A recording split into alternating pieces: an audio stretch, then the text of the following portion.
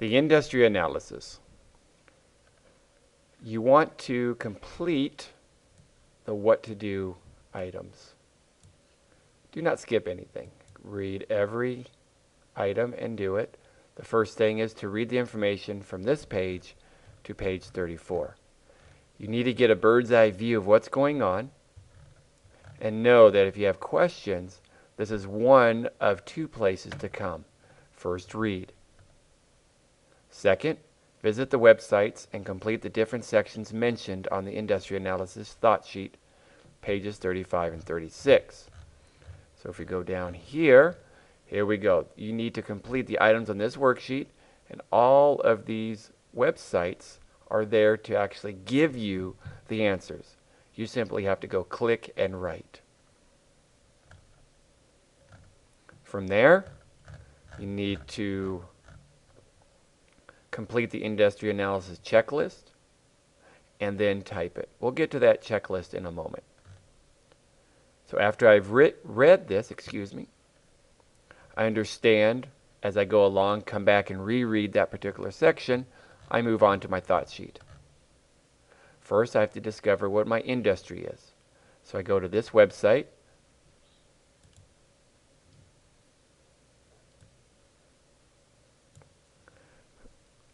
And then it says to select the Business Economic Census link. Business Economic Census link. Business Economic Census link. From there,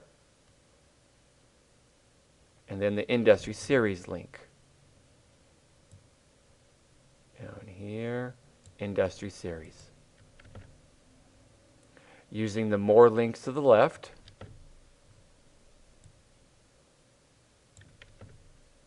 discover your industry and NICS code. Now you have to just search for something that's close. So we'll go ahead and for this one, we'll go into the retail trade.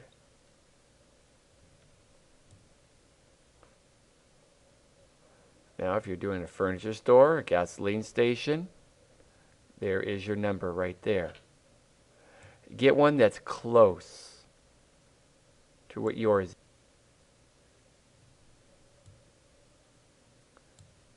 Newspaper publishers, periodic, whatever one happens to be close to yours. And you write that number down right here. My industry is software publishers 5112. So you write that right there. Okay, that number you're going to need for the future. You can use these websites right here to learn more about your industry. The more you know, the more your business plan is going to succeed. Now we come to the size of the industry. Select the economic census link again. Economic census link, excuse me. So we'll come back. Economic census link. And then the geographic area series. Now we're going over to this one. I'm going to go to my state.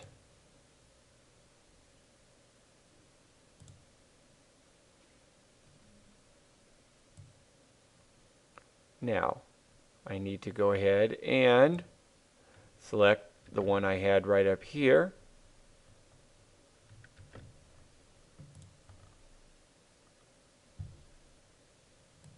Come as close to it as possible.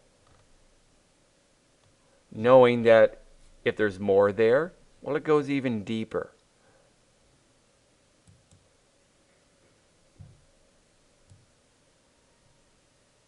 So which one is mine? Scroll down here. Which one makes more sense?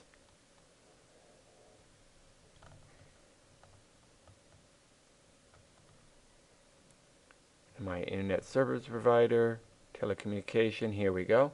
This is mine, internet publishing. So my code is 516. Now I can have the information here. What do I need? I need the amount of sales. Revenue and sales mean the same thing. So I write this number down. Number of businesses, that's establishments. I write this number down. and number of people employed, paid employees. I would write this number down. Done. Let's move on. The rate of growth industry. Rate of growth. This is the percentage that you're going to need. Okay, this is a very important percentage that you need. So let's go back over and use the comparative statistics link. Let's go back.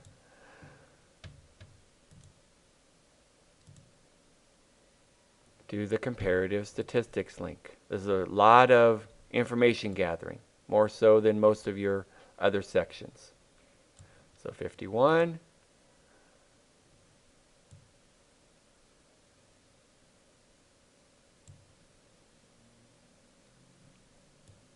I believe mine was 516. You know something? There's not one that's 516. So I have to come up with one that's close.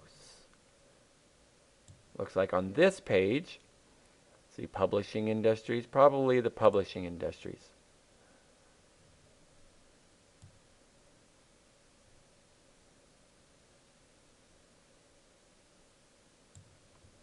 I'll go ahead and go under all other publishers.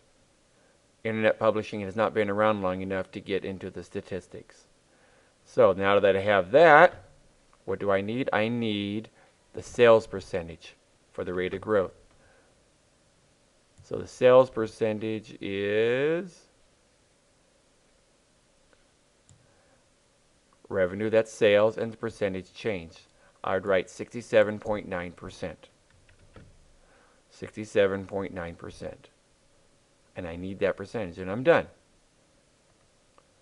Is the industry structure fragmented? Well, let's go to this website and find out. Or you can go to Google, type in this, and then the name of your industry. Mine would be software publishers. And I need to find some article that talks about fragmenting or consolidating a business. What this is saying is if all the players in your field, let's say you're doing restaurants, are all the restaurants, do they control a large share of the industry? If yes, then it's consolidated. If everyone in your industry, in your line of work, does their own thing, then it is fragmented. The software industry, that's pretty consolidated. Everyone does it pretty much the same way. Music, it used to be consolidated with records and CDs, and now I would imagine it's more fragmented, since groups are able to sell their music in various formats and in various ways over the internet.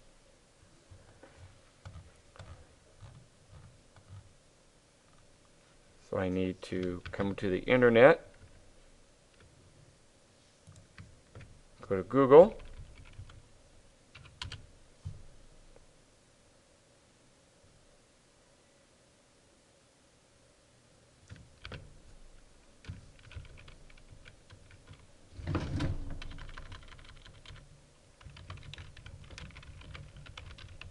and I'm looking for some article that talks about it. Well, here's something.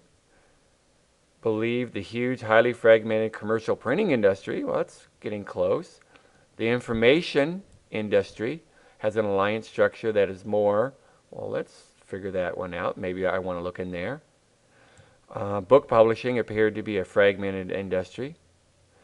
So you maybe go into this a little further and find out, okay, that is more what?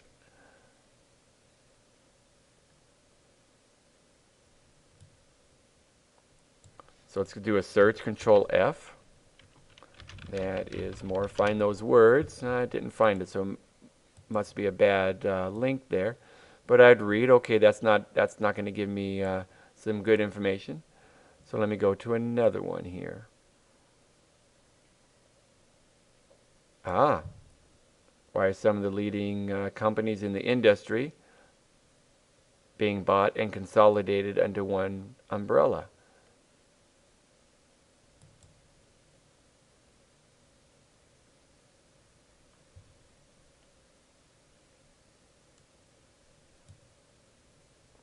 Looks like that's a book.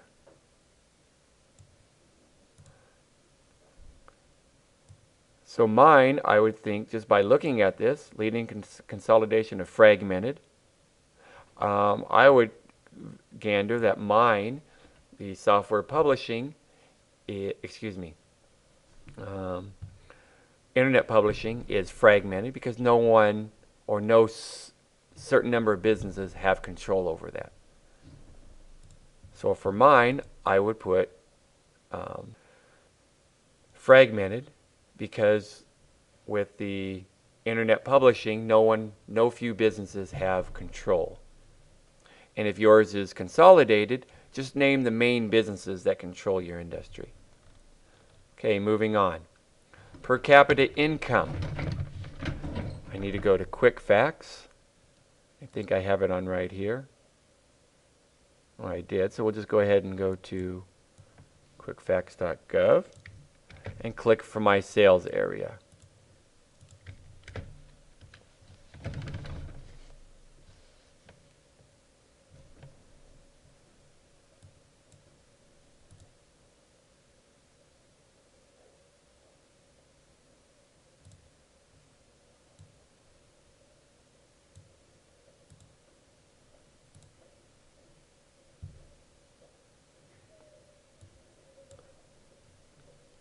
Per capita income. Look for the words per capita. Here it is. And so I would write this number down. I know these are old figures, but that's the most accurate information we have, unless you go ahead and go down to one of the businesses downtown, the Chamber of Commerce. They might give you up-to-date information. But that number right there, I'd put that right here. Unemployment percentage.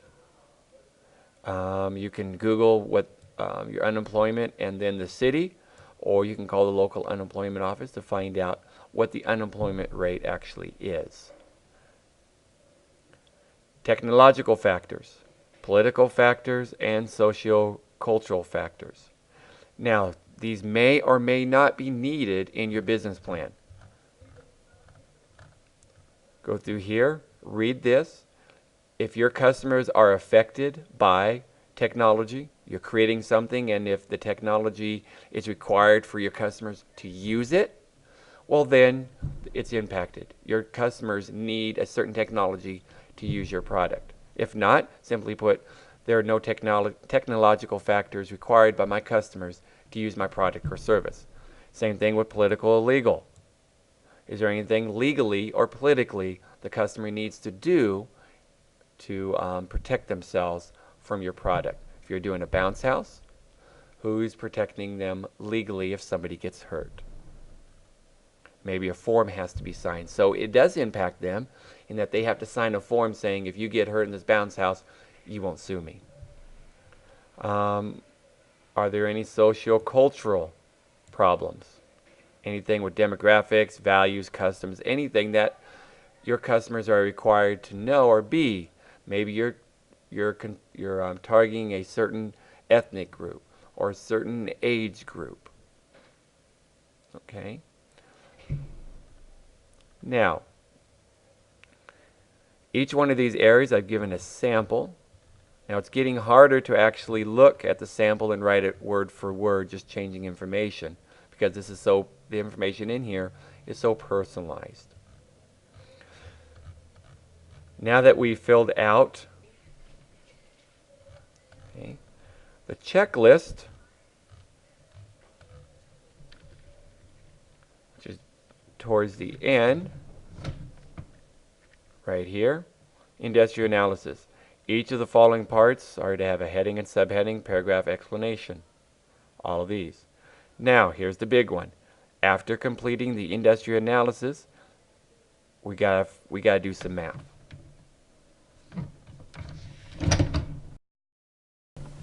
It says here we need to use that growth rate trend percentage that we gathered to update the vision statement. We have to do 1, 2, 3 math problems there, and objectives 3 and 4. So we have to do 5 actual calculations. So let's go back up to page 33.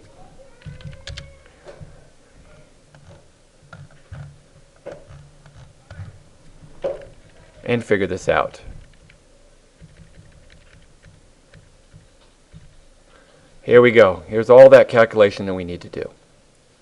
Now, you really need to read this, and you've really got to understand what is going on here. You have two ways of doing this.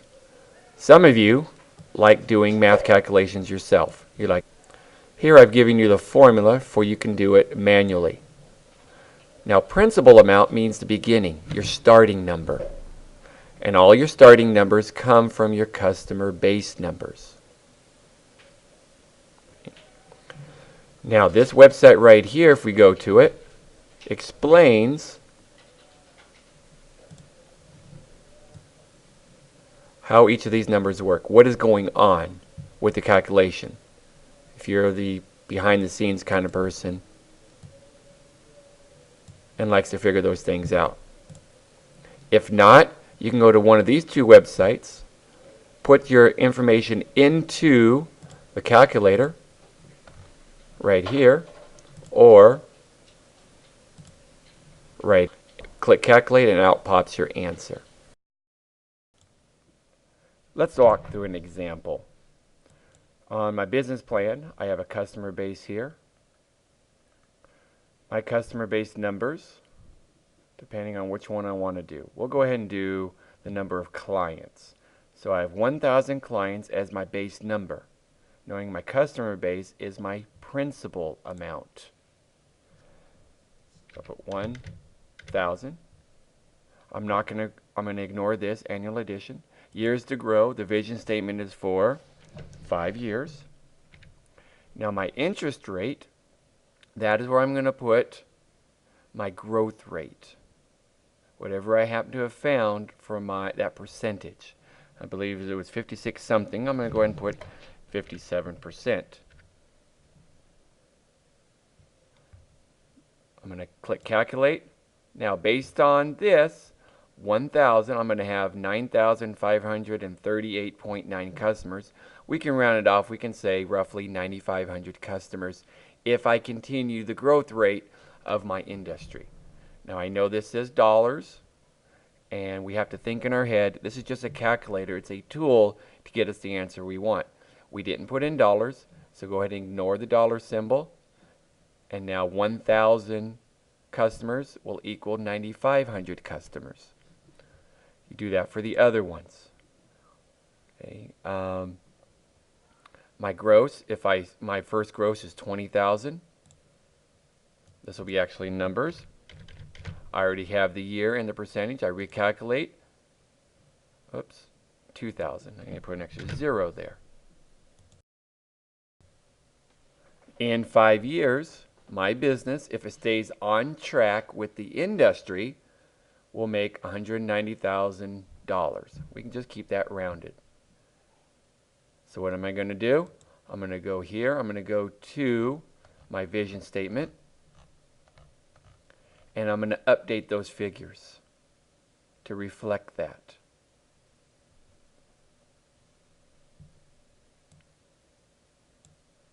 The next, I'm going to do the calculations also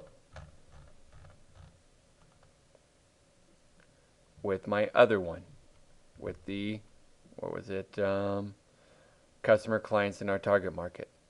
Same thing I'm going to do with the objectives.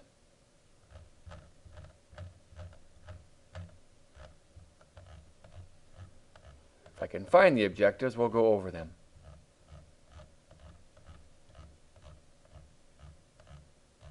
Business objectives. We have to redo business objectives number 3 and 4. But with these now, we're going to use our gross revenue from our base year, because remember these two numbers, this number here, excuse me, should match my customer base information. So for here, excuse me, I'm going to put in 100,000 as the beginning amount. Remember the principal, simply the beginning. And calculate. Woo, that's a big number.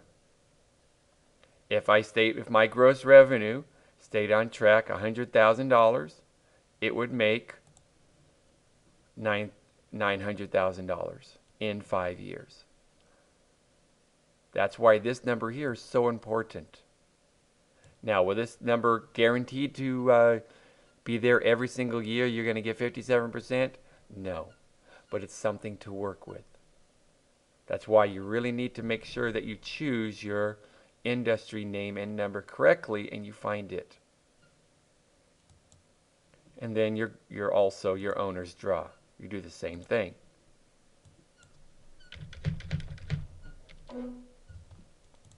You should be able to draw out in 5 years $190,000 just for you. I know these didn't exactly match up with the other ones. These are just examples. Okay, I know that $100,000 up there, when I said down here, it would be first year $20,000. Whoa, that tells me that I did something wrong. So my business objective number 1 needs to match this right here. So I guess I need to change that. Those are all the numbers I'm going to be looking at. Do they all coincide with each other? Okay, so let's flip on down and make sure we have everything. On my checklist, I've ensured that I've done all of this. I have each part with its title, and I've updated all of this with page 33 for the instructions. And you go back, do the vision statement, my customer base, and my business objectives. Do they all coincide with each other? Okay, well, I hope this has helped. If you need any further instructions, please let me know.